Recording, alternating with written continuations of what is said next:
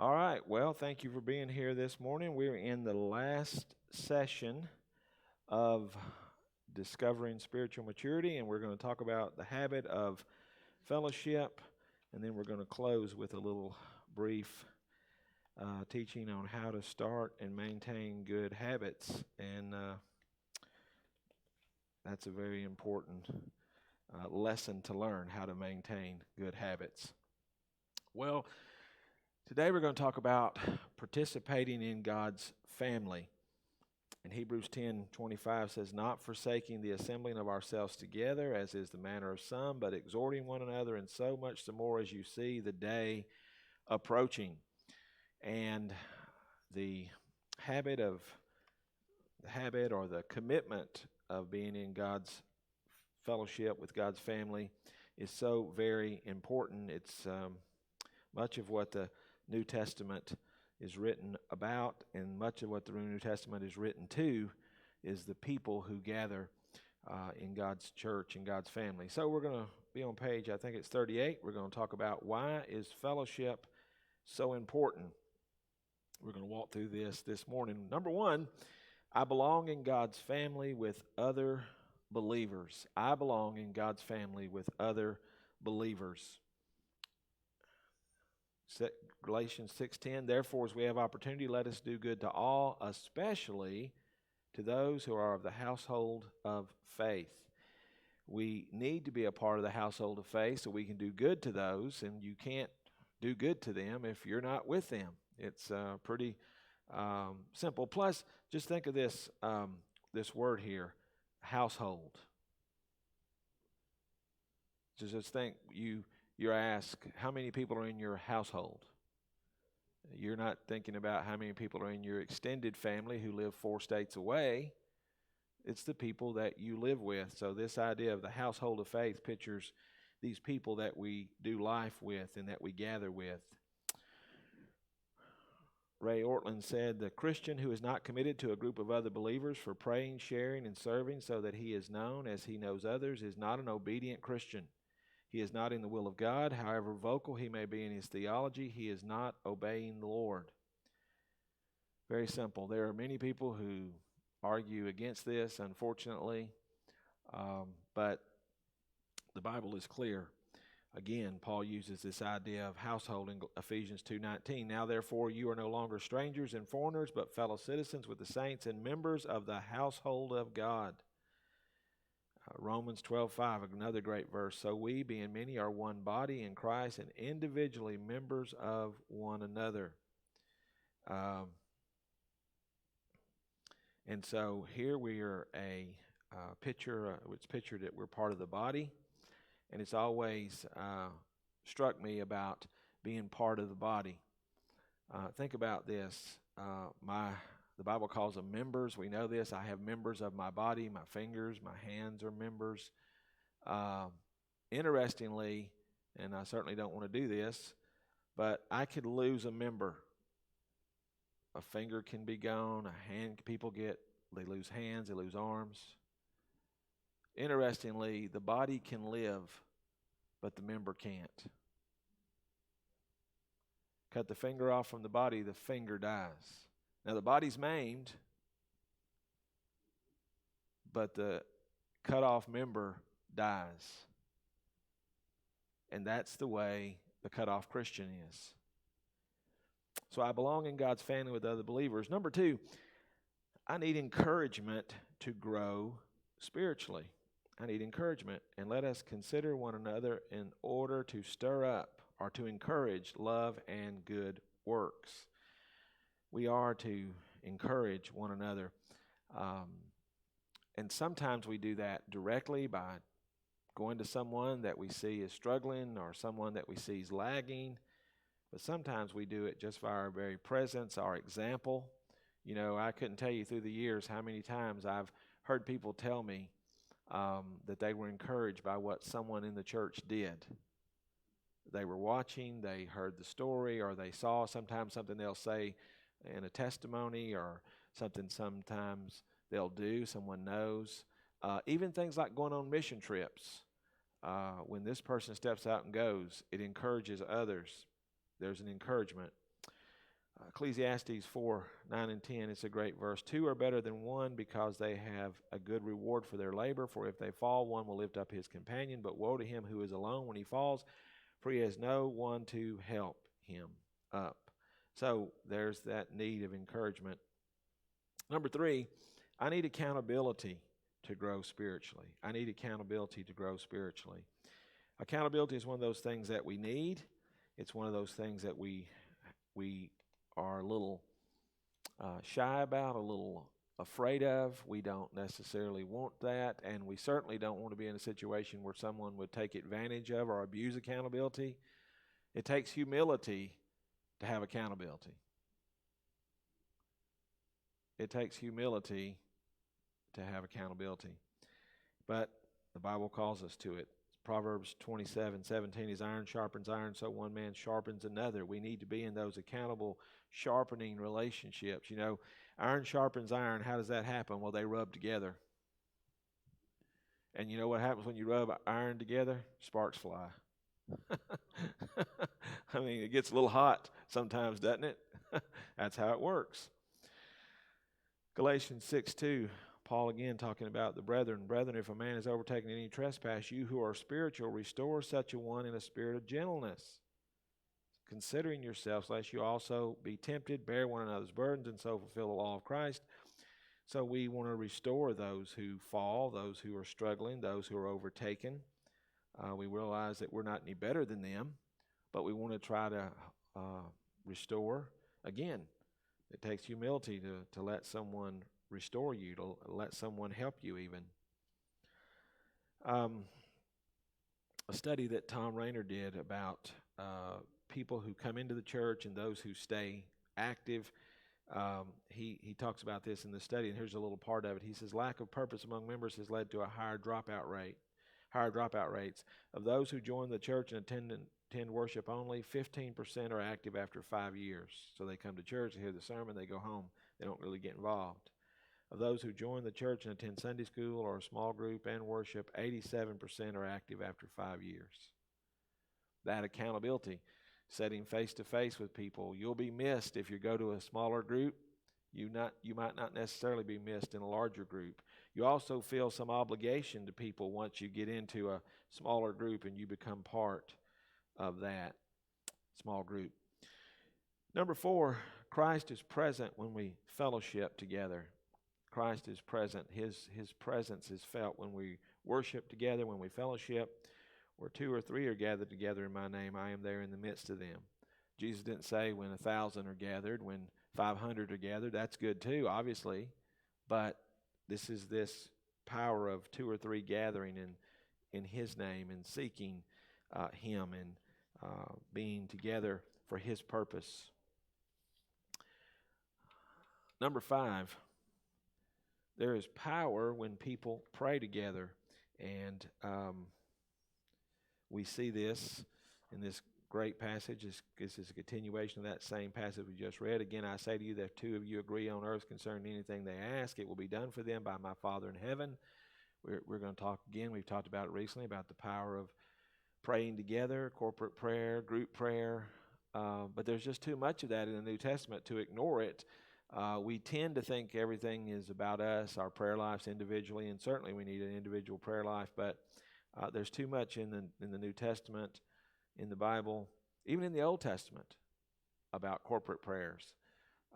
You read some of the prayers in the Bible, they were prayers in the temple when all the people were gathered and someone saying a prayer. Today we're going to read a passage in Acts where they lifted their voices in one together. They lifted up one voice together. The whole group prayed together. So there's power when people pray together.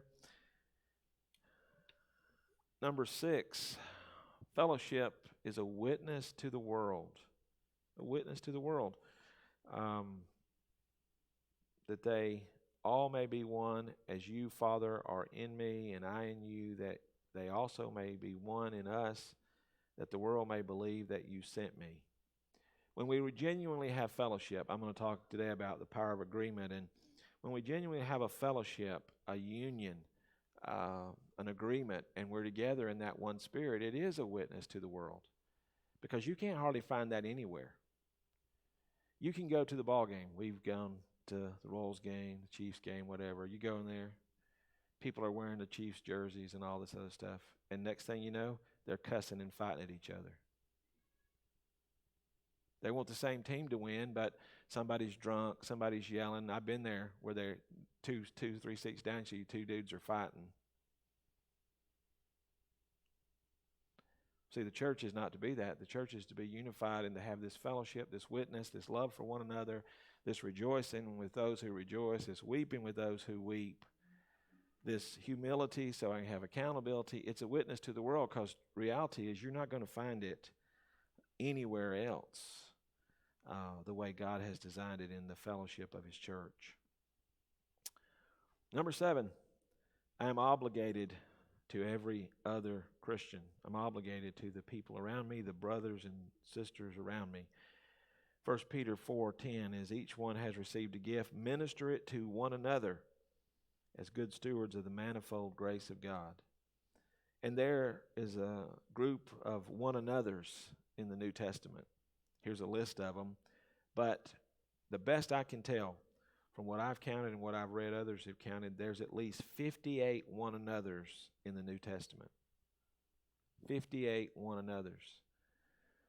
One would have been enough if you believe God's word, but 58 times something keeps coming up. It's like, this is important. This is important.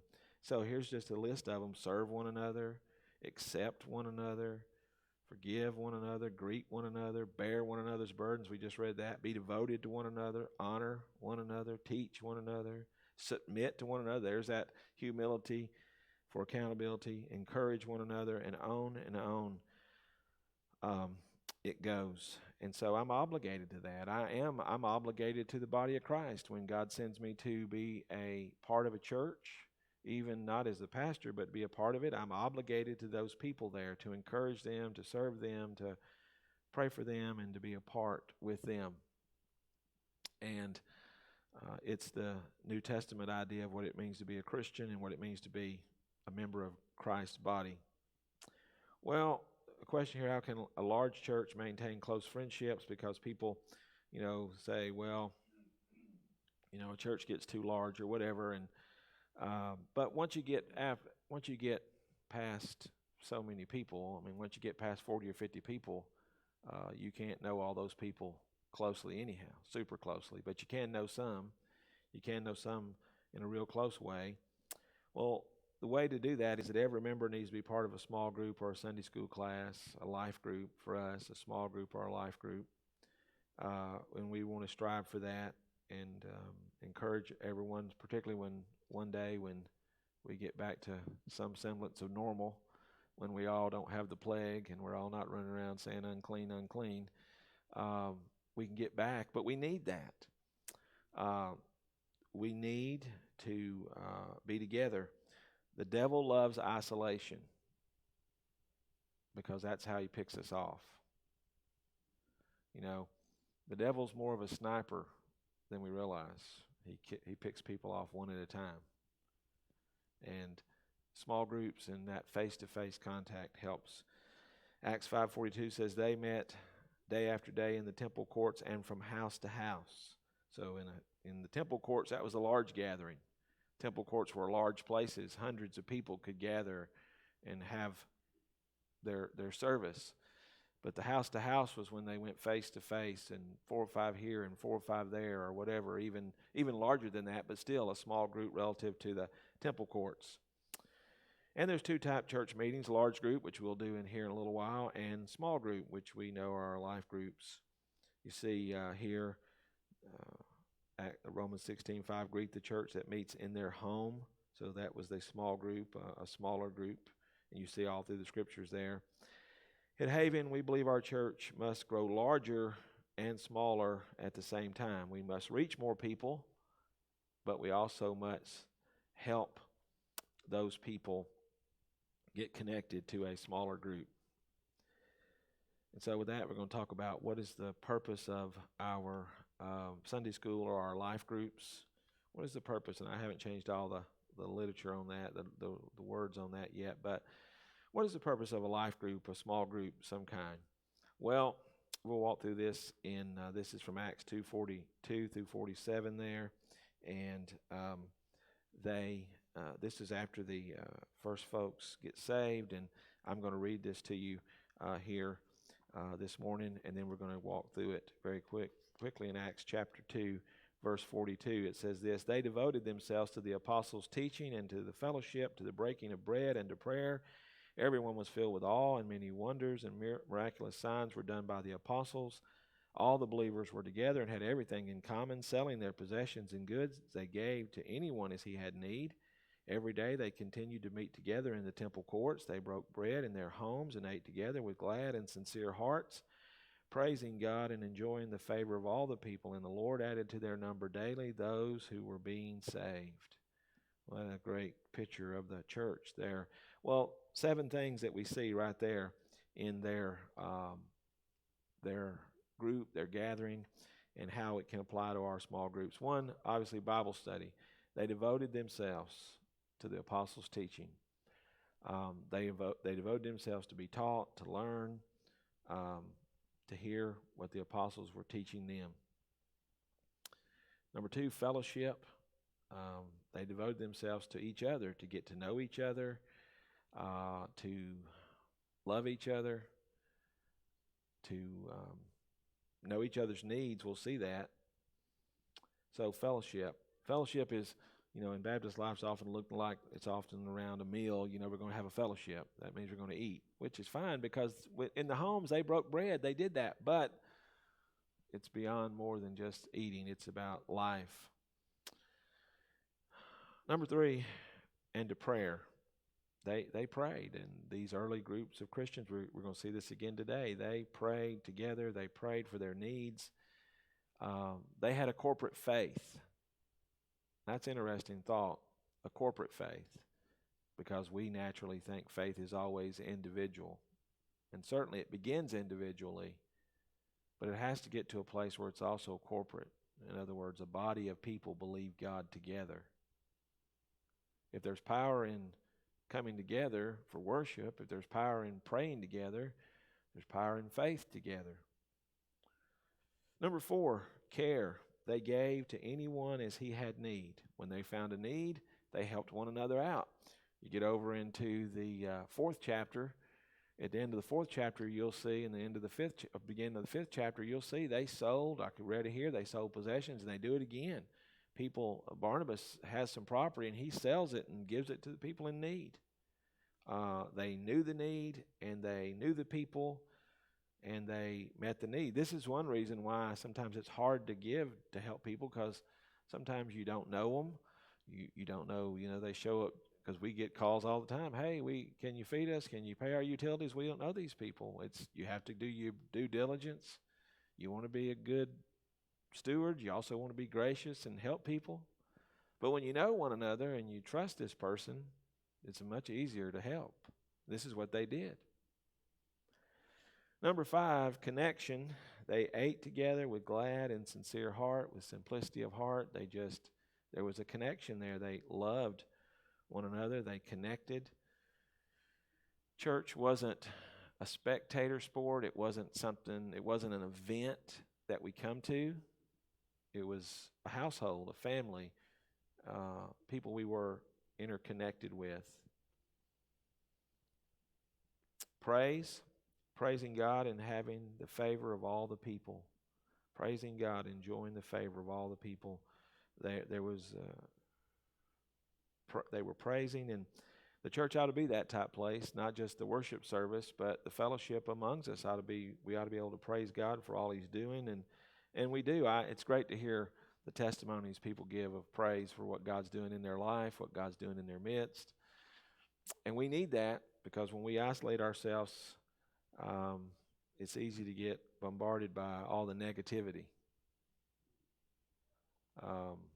Too much time in front of the TV and in front of the phone, you'll get it's negativity. We need praise. And number 7, outreach. And the Lord added to their number daily. The Lord added to them those who are being saved. Now we find they're out there talking to people. They're out there witnessing. But God was adding. They were outreaching. And so these are reasons this is important, the fellowship of God's people. Well, the last section is how to start and maintain good habits. I think I told you earlier, good habits are hard to make and easy to break. And bad habits are easy to make and hard to break. Isn't that true? It is. You can pick up a bad habit without even thinking about it, but you will maybe never pick up a good habit without thinking about it. It's just who we are as people. Bad habits happen, negative thoughts. That's why I really believe it's important what we listen to, what we hear. If you put a bunch of stuff in that's negative, a bunch of stuff negative's coming out. Ernie, there was a statement about computers I read years ago, garbage in, garbage out or something. Is that correct? If you put bad things in that computer, you're going to get bad things out. So if the information put into that computer is wrong, that computer can't correct it. It's only going to put out what was put in. So we think computers have all the answers. Well, if they're misprogrammed, they don't. So if they get onto a bad program, you trust it. You've trusted bad information, garbage in, garbage out. That's the way this is. If we put bad things in, if we allow bad things to set into our lives, bad things are coming out. So how do we start and maintain good habits? And this applies to every type of habit, not just spiritual. Number one, you have to have a desire. Step one, desire. You must start with a strong desire. You must be internally motivated. No one can motivate you for developing good habits. External motivations don't last. If you start only half-heartedly, you will never make it to the success point. That is so true. I have found there are so many things I wanted to do. I thought, man, that'd be great. It'd be great if I could do that. But I didn't have a deep enough desire to pay the price or to discipline myself. Sure, it'd be great. But the cost to get there, the desire. Step two, decide. Decide. You can't waffle. Begin right now. Don't wait. Don't procrastinate. Can't put it off. You don't slide into a new habit. One of these days never arrives. You know that round to it? Remember when I get around to it? Those things are hard to find, those round to it's, aren't they? You got to have a starting point. And it's just like he says, it's easier to break a bad habit today than to tomorrow. Every day we allow it to go on is another day that it sets up in our life. And every day we delay doing something good is another day it's harder to start. Ecclesiastes 11:4 is a great verse. He who observes the wind will not sow, and he who regards the clouds will not reap. If he looks around too much, he'll never decide to get started. Number 3, declaration. Announce your intentions publicly, meaning tell someone. Make a covenant or a resolution. Tell someone. You get a partner. This is why we need fellowship. Hey, pray for me. I am going to do this. I'm going to commit myself to this. Psalm 76:11, make vows to the Lord your God and fulfill them. Some people, have this idea we should never make vows to God. The Bible doesn't teach that. The Bible does teach we should make vows to God. Now, we should be prepared to keep them, but we should make them. And people say, well, I don't want to make a commitment I can't keep. Well, here's the deal. You need to get to the point in your life that you're going to keep the commitments you should make. And after a while, it gets to be an excuse. I don't want to make a commitment I can't keep. Well, you haven't got to the place where you're making the commitment you ought to. Number 4, determination. Never allow an exception until the new habit is securely rooted in your life. And let me tell you, good habits, there'll be a whole lot of obstacles, won't they, to good habits. I mean, not even necessarily bad things. It's just you decide, hey, I'm going to do this. I'm going to spend time every morning reading my Bible and praying, and every morning something will blow up. Stuff that don't ever happen will start happening. The phone will ring when nobody else ever calls till the morning you go to pray. Right? Something will happen. It's just the way it is. You have to have a determination. And every time we fall back can be fatal. It just makes it that much harder. Continuity is essential. This phrase, never be swayed by just this once. That is always the lie when you're dieting. Just this once. Just this once. This one piece of cake won't hurt anybody. It won't help anybody either, but uh, but this is a great line. The act of yielding weakens the will and reinforces your lack of self-control. And that's true. It takes 3 weeks to become comfortable with a new habit. It takes another 3 to 4 weeks doing it daily for it to become part of your life. And here's what researchers say. It takes 7 to 21 repetitions to learn something. We used to learn by repetition. Remember that? That's how you learned. That's why you were given a list of spelling words, and you had to over and over and over. You had to go through those as a kid. There's not near as much teaching through repetition anymore. It's the best way we learn. Now, one of the fears that pastors have is that they will say the same things too much and people get tired. People get bored of what they're saying. But the truth of the matter is most people don't get it till they've heard it, sometimes more than 21 times. It's just what it is. It's who we are.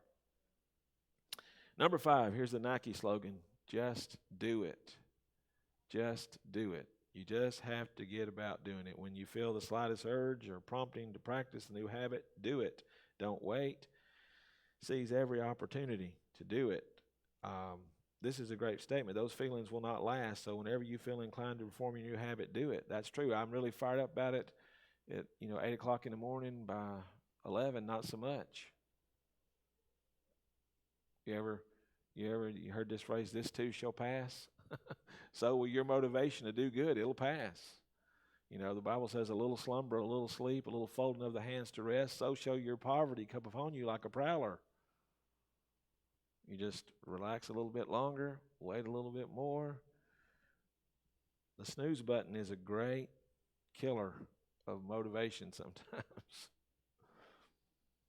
Number 6, double up. This is what I was talking about earlier. Get a partner who will support you and encourage you. Find someone who's willing to hold you accountable, check on you, and allow them to do that. Remember, this is humility. We want to allow them to ask me, how's your prayer life going? How's your commitment to witness going? How is your